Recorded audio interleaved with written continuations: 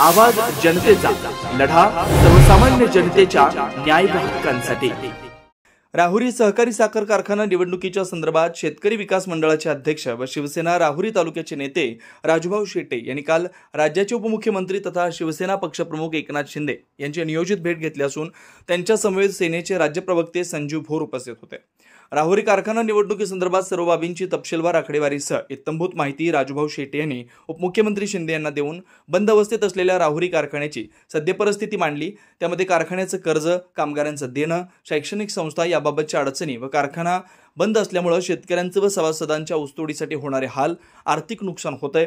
त्यासाठी राहुरी कारखाना निवडणूक लढवून सभासदांच्या व शेतकऱ्यांच्या हितासाठी कारखाना चालू करणं किती महत्त्वाचं आहे याबाबतचा राहुरी तालुक्यातील सर्व आर्थिक, सामाजिक, शैक्षणिक संस्थांचा लेखाजोखा उपमुख्यमंत्री यांच्यासमोर राजूभाऊ शेटे यांनी विस्तृतपणे मांडलाय।